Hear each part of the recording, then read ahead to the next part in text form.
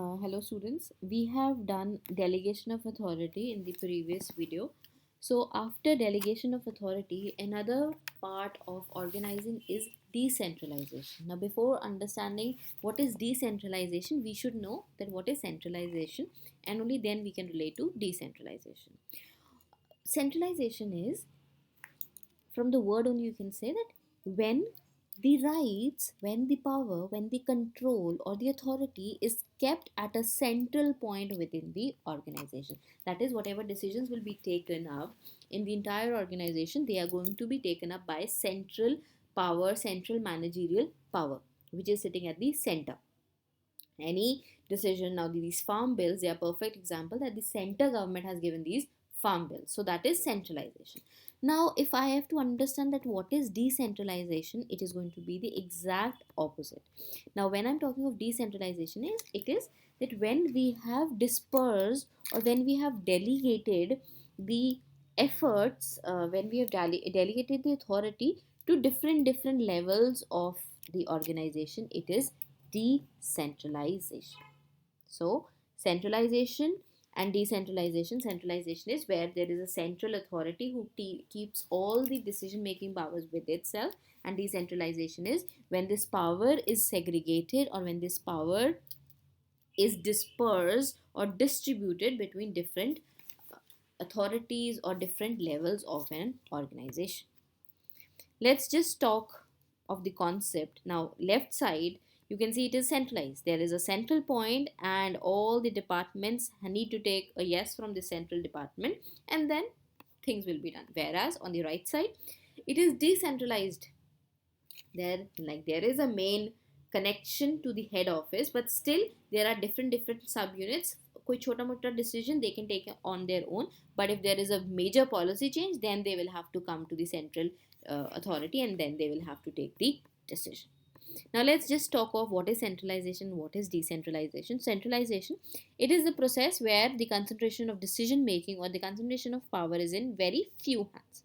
All the important decisions and actions are which are going to be taken at the lower level, or anything that will be taken at the lower level, has to get the approval from the top management. It is a person Ellen who is who has given the definition of centralization as well as decentralization also. So according to him, what is centralization? It is systematic and consistent reservation of authority at the central points in the organization. So what are the implications of centralization? That is, your decision making power hai, it will always remain with the top level. Operational authority, how the things are going to be done, like that all, will be with the middle level. And the reservation of operation, that is actually doing the work, actually doing the tasks, actions, word, and the job, it is going to be with the lower level. So three levels. The top level will give the decision. Second will just try to understand and make others understand that how that particular decision will be implemented, and actual implementation will be done by the lowest level, lower level. I suppose clear enough. Then let's move on to the next, that is decentralization, exact opposite of centralization. Now when I'm talking of decentralization, it is systematic delegation of authority. So that is why we have understood what is delegation of authority, that is distribution or dispersion of power. This delegation of authority at all levels of management and in all of the organizations.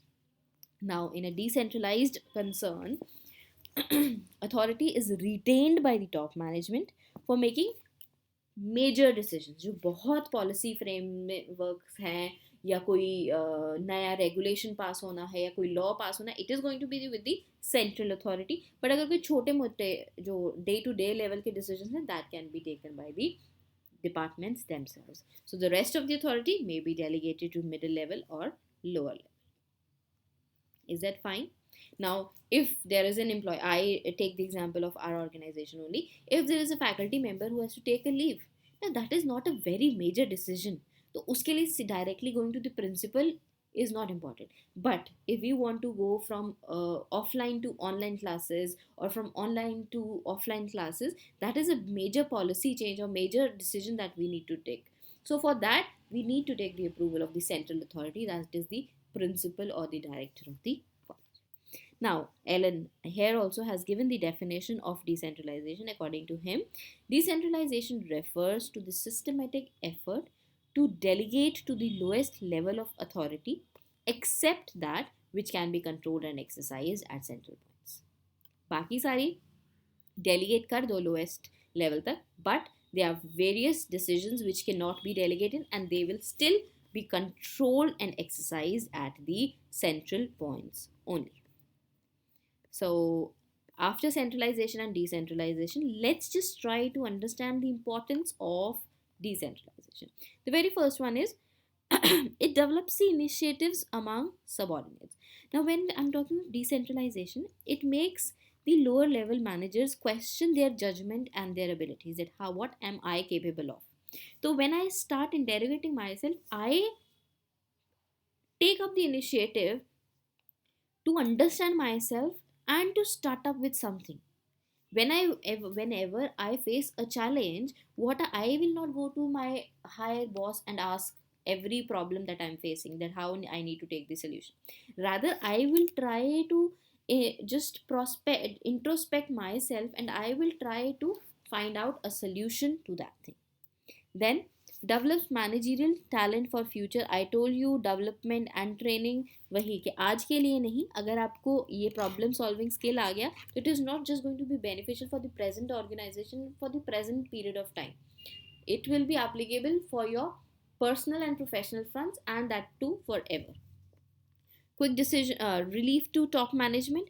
Now when I know that the top management ने कोई सिर्फ बड़े decisions लेने हैं, छुट्टी approve नहीं करनी है, ये छोटी छोटी चीज़ें will be managed by the departments themselves. So it is a big relief to the top management. देखिए वो छोटी छोटी चीज़ों के बजाय they'll concentrate everything on making policies, making policy changes, taking big decisions for the organization. Then quick decision making. अब एक ही suppose you have to take, I am repeating the same example because you will be able to relate it more with that. Again, I take the example of leave. Now there is a person at 1:30, that person realizes that tomorrow I need a leave, and that leave is going directly to my head. I'll just get a sanction of that leave. But that if that leave has to go to the principal, that principal is not going to have the leave of just the BBA department and my leave. Rather, there will be leaves of the engineering also, be also commerce also. So many leave application would be with them. तो वो उतना ही delay होगा. So if it is decentralized, I can go directly to Godkhe sir and I can directly ask from them that I want to leave. So that is the difference. Then it facilitates growth. Now, along with granting autonomy to the lower levels of management, this decentralization also this grants autonomy to the departmental heads. That is, the departmental heads can they can act in order to achieve growth for their own departments, because they are going to be responsible for their department. They have the finance head is going to be responsible for the finance. HR department ka head is going to be responsible for the growth of that HR department. So everyone is going to be answerable for the productivity level he or she will have into the organization. And the last one is better control. तो इन सब चीज़ों में when it is going to be so easy, everything is going to be so smooth, तो क्या होगा, जो top management है उसका छोटे छोटे डिपार्टमेंट्स पे बेटर कंट्रोल लगा, और छोटे छोटे डिपार्टमेंट्स में क्या हो रहा है, वो उधर के हेड्स का अपना एक हेडेक रहेगा. So it will be very easy, very convenient for all to have a control of everything. And the last, I have just given the difference between delegation and decentralization. This is a very common thing that is asked कि delegation और decentralization में actual में difference क्या है. How can you say that decentralization and delegation they are different? तो उसके लिए I have made some basis, and उसके based upon those I have defined the difference between, like in delegation, managers delegate some of their functions and authority to the subordinates, whereas in decentralization it is that her department क्या अपना अपना right है that they can take decisions for themselves. Then उसका scope कैसा है delegation का, decentralization क्या क्या है, you can just go through them. These points, they're very easy. एक बार read करोगे and you'll come to know that what is the difference. I suppose there are 12 to 13 points. They're very easy. You can simply go through them. So thank you for joining in. Even I have attached a list of references. You can go through them. In case you have any doubt, we can discuss further. Thank you.